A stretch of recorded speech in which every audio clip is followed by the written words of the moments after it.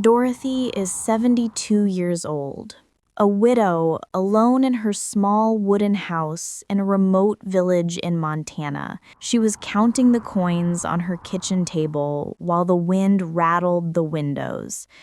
She hardly knew if she would have enough to buy bread the next day. Suddenly, the silence of the night was broken by the deafening roar of dozens of engines. Lights cut through the blizzard. They were 23 Hells Angels bikers, massive, tattooed, covered in leather and snow. Dorothy, fragile and weary, peeked through the curtain and her heart raced. Were they a threat or salvation? And in that moment, faced with the unexpected, she had to decide, close the door or open her home. Before we continue, like this video, subscribe to the channel, and hit the notification bell so you won't miss any of our moving stories. And let me ask you, if it were you, what would you do? Dorothy, a humble woman forgotten by time, never imagined her life would change in a single night. In the midst of the harshest cold of her region, she opened her door to strangers many feared, and without knowing it, planted the seed of an incredible transformation. This is not just the story of a snowstorm, but of faith, courage, and humanity, a narrative that proves kindness is never in vain, and that even when it seems we are alone, the universe finds a way to return what we give from the heart. Get ready.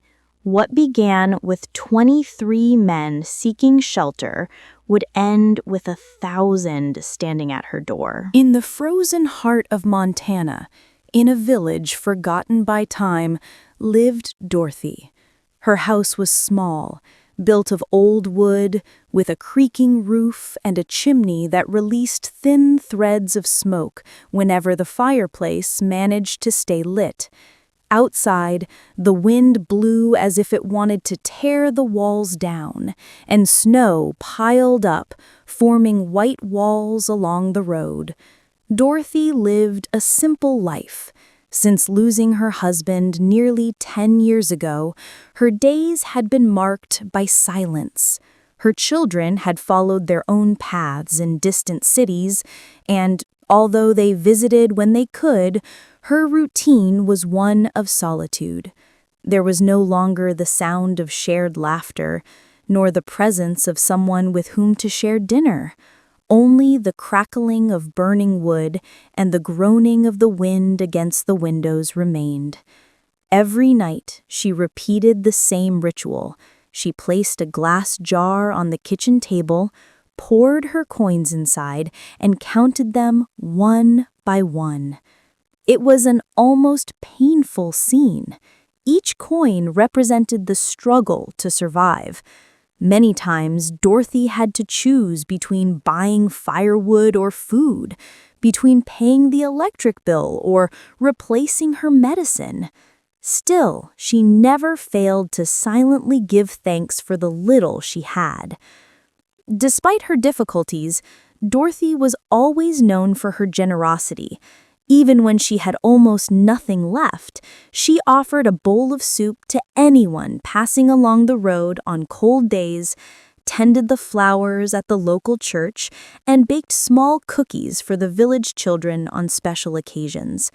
She did not seek recognition.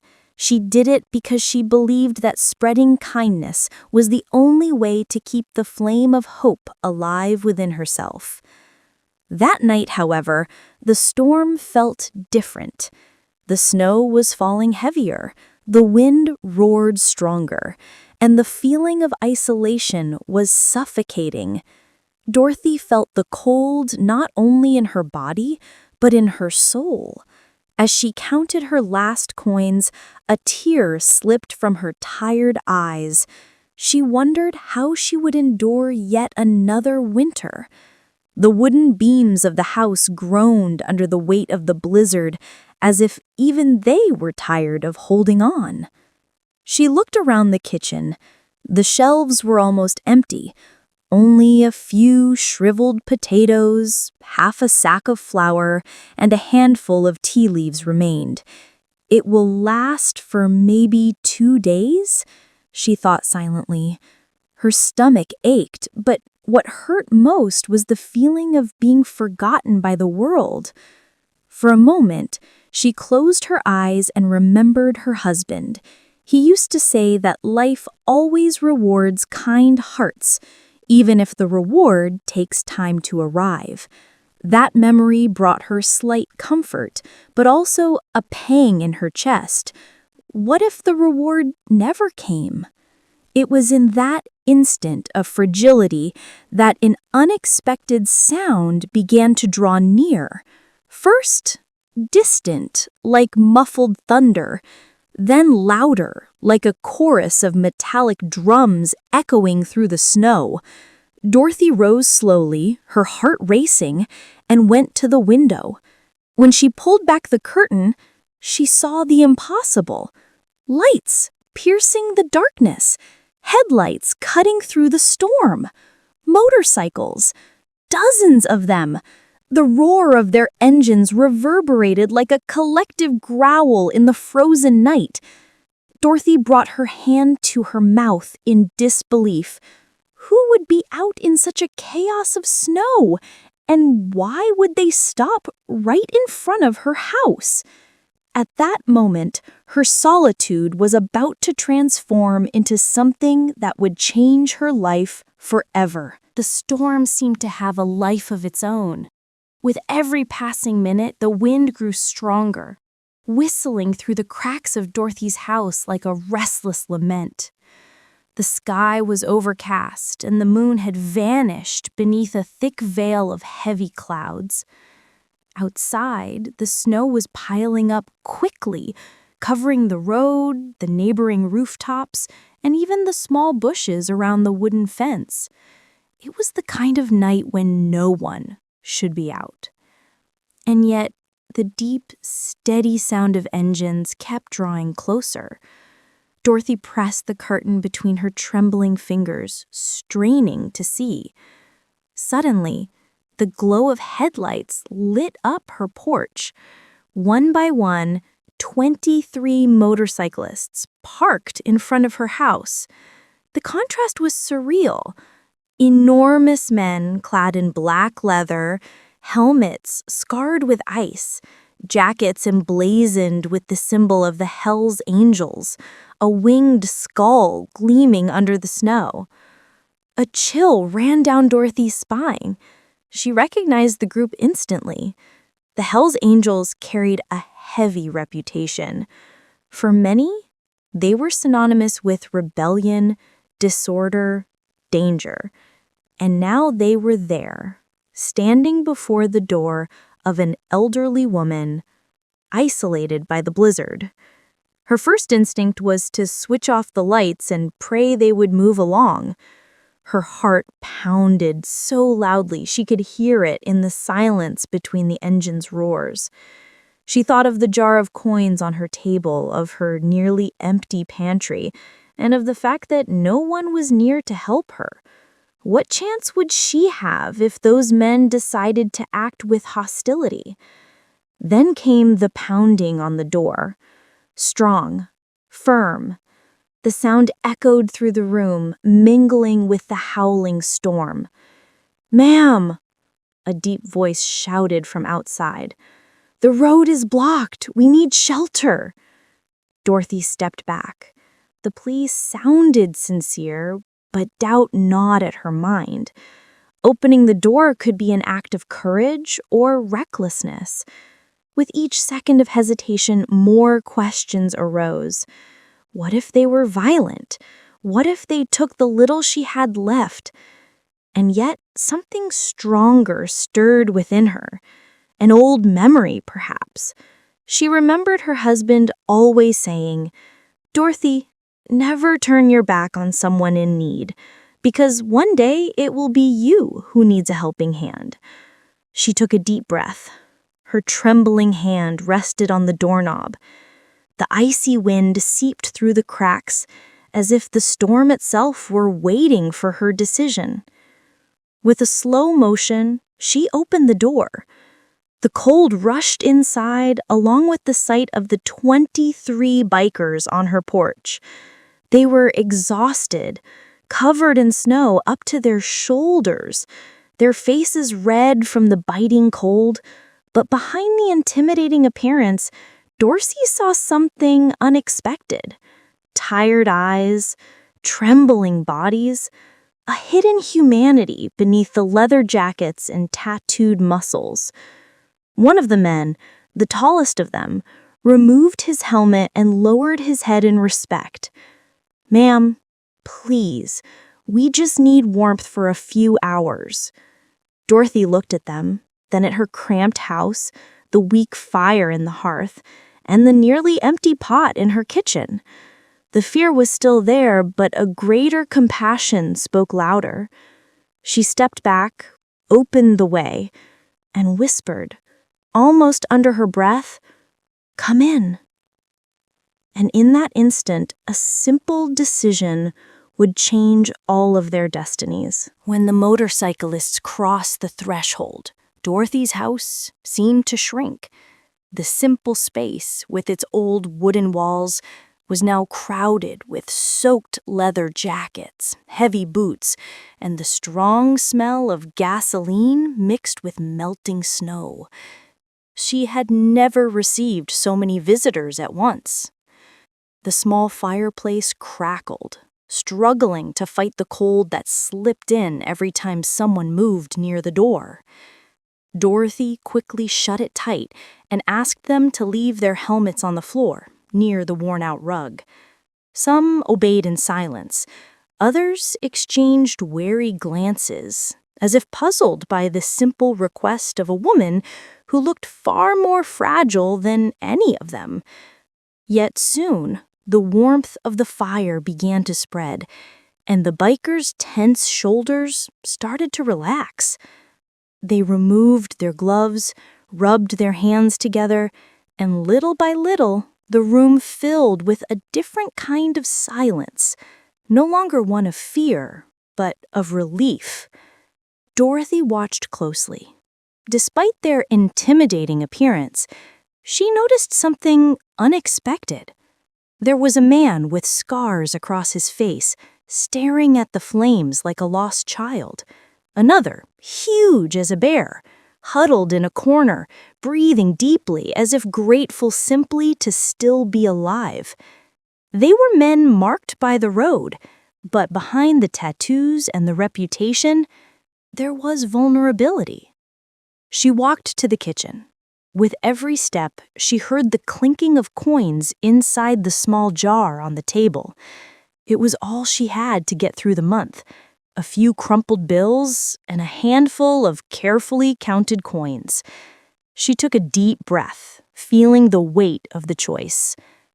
If I spend what I have, tomorrow I may have nothing.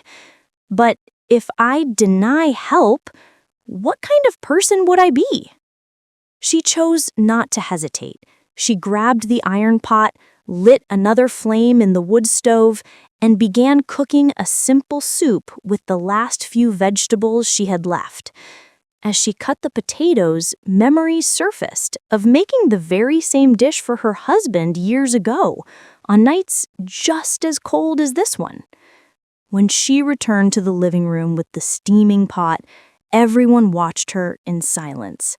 This group, so accustomed to bars and highways, to fights and the roar of engines, seemed unsure how to react to the quiet kindness of an elderly woman. "It isn't much," Dorothy said, serving the bowls one by one, "but it's what I have." One of them, the same tall man who had spoken at the door, held the bowl in his trembling hands. His eyes, once hardened, glistened for a moment. "Ma'am, nobody does this for us." The words lingered in the air. Suddenly, the house was filled with a new atmosphere. They ate slowly, almost in silence, as if paying respect to the gesture. Some exchanged discreet looks. Others lowered their heads. Dorothy, too, felt something shift. She no longer saw them as a threat, but as lost travelers, men who perhaps carried burdens heavier than their own motorcycles. That night, her humble home became a refuge. Between the crackle of the fire and the howl of the wind outside, an invisible bond had begun to form. The wind was still howling when Dorothy awoke, before the sun had even touched the Montana mountains. The house lay in deep silence, broken only by the crackle of the last embers struggling in the fireplace. For a moment, she wondered if it had all been nothing but a strange dream. 23 bikers seeking shelter in her home, a brutal snowstorm, her tiny kitchen turned into an improvised feast. But as she stepped out of her bedroom, there they were. Some slept on the floor, curled up beneath leather jackets. Others leaned against the walls like slumbering giants. A nearly sacred calm filled the room. For the first time in a long while, Dorothy didn't feel alone. She tiptoed into the kitchen, careful not to wake them. With the last of her coffee grounds, she brewed a strong pot. The aroma drifted through the house, carrying with it memories of mornings long past, when her husband was still alive and her children, then small, used to run across the living room. A knot tightened in her throat. How many years have I spent alone, sharing silence only with my own memories? The first to stir was the youngest of the group, a restless-eyed man with a patchy beard. He stood, stretched, and when he noticed Dorothy, offered her a shy smile. "You didn't sleep much, did you, ma'am?" "Enough for a heart at peace," she replied, handing him a cup of coffee. Slowly the others awoke. The night's silence gave way to murmurs of gratitude. Some still could not believe that this woman had truly taken them in, risking everything by opening her door to strangers with a dangerous reputation. The group's leader, a man called Hank, approached Dorothy. His face, weathered by years of road and battles, now seemed gentler. He sat at the table, pausing for a long moment as if searching for courage to speak. "Dorothy," his deep voice wavered. "Yesterday, when we knocked on your door, you could have turned us away. Most people would have, but you didn't. You let us in, fed us, gave us warmth. Nobody does that for us." He lowered his head, running a hand across his damp eyes. The others listened in silence, some visibly moved. Dorothy reached out and clasped his hand gently. "Kindness was never meant to be stored away, my son. It only makes sense when it's shared." The room fell still. Her words seemed to echo within them, breaking down walls that had been built over years of mistrust, rejection, and judgment. Before they departed, each man came forward to thank her. Some managed only simple words, others held Dorothy in strong embraces, as if they had found something long lost along the road. The youngest, before climbing onto his bike, whispered, "You've changed the way I see the world." Engines roared to life, shattering the frozen stillness of the morning. Dorothy stood at the doorway, watching them vanish down the snow-covered road. A pang of longing mixed with hope swelled in her chest. She didn't know it yet, but that farewell was only the beginning. Something much greater was about to unfold. The next morning dawned with an uncanny silence in Montana. The storm had passed, leaving behind a landscape of white, pure, untouched, almost ethereal. Dorothy awoke to the chill seeping through the cracks of her home and for a brief moment thought everything had returned to the usual. Solitude, a quiet house, coins carefully counted just to get by. She draped a shawl over her shoulders and went to the kitchen. As she brewed a simple tea, she stared through the fogged window. The village lay asleep beneath the snow. Nothing stirred. But suddenly, a distant sound began to vibrate in the air, at first faint, then stronger, until the very ground seemed to tremble. Dorothy furrowed her brow. The noise was unmistakable, the rumble of motorcycles. Many motorcycles. Her heart quickened as she walked to the door. When she opened it, the sight before her eyes seemed to have come from an impossible dream. Hundreds, then thousands of bikers filling the road, parking their machines, forming a true procession of leather and steel. They were men and women from every place imaginable, gathered together for one single reason. Dorothy raised her hands to her mouth, unable to believe it. There they were, not just the 23 she had taken in, but hundreds of others who had heard the story. The kindness of a solitary woman had spread like wildfire through the brotherhood of the Hells Angels. Hank, the leader of the group, dismounted and walked toward her. His eyes glistened with emotion. "Dorothy, you have no idea what you've done. We told your story, and now they've all come. They came to tell you that you are not alone." Behind him, dozens of boxes were being unloaded. Food, firewood, clothing, even money raised through hastily organized collections. With each gesture, Dorothy felt tears sliding down her wrinkled cheeks, warming her cold face. "But why?" she asked, her voice trembling. "I only did what anyone should have done." Hank smiled, clasping her hands. "No, Dorothy. Most people close their doors. You opened yours. That changes everything." The crowd erupted in applause. The sound echoed through the mountains like a wave of hope. Dorothy gazed at the sea of faces, men and women bearing tattoos, heavy jackets, and stories of the open road, and realized something profound. Life was giving back in abundance what she had once offered quietly. For years, she had counted coins just to survive. Now, she stood before an abundance beyond measure. But more precious than any donation was the feeling rekindling in her heart.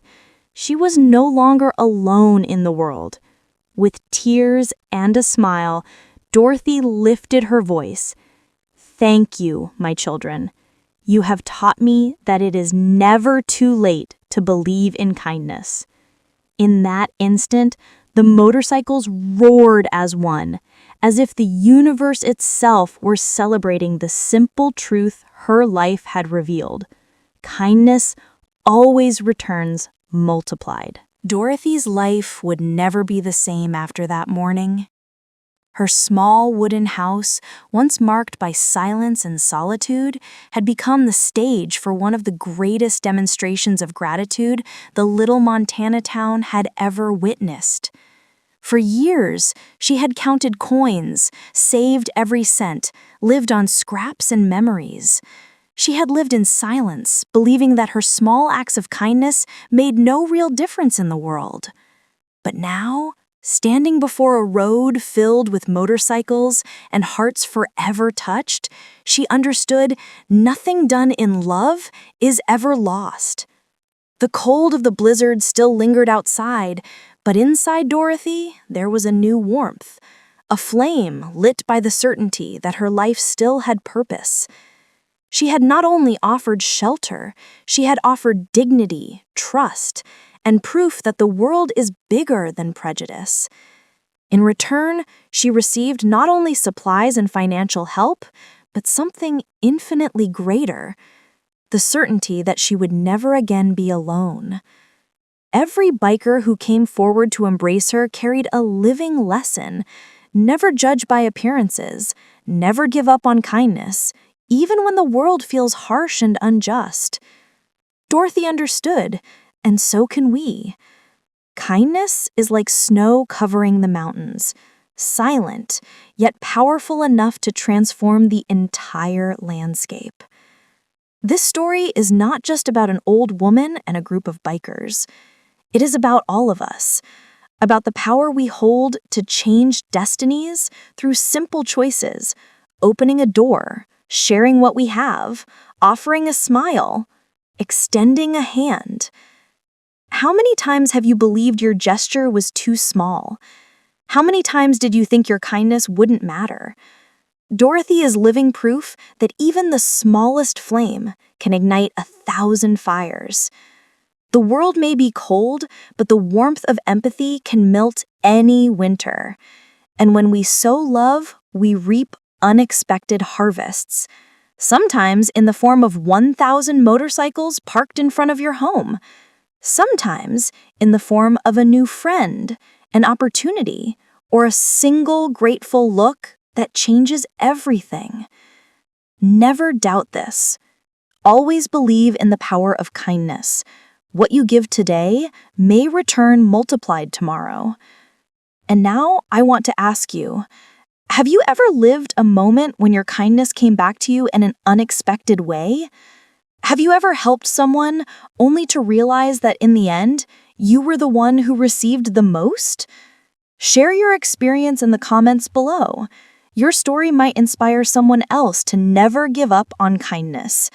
And remember, if this story touched your heart, like this video, subscribe to the channel, and activate the notification bell. Don't miss the next inspiring story, already appearing on your screen right now.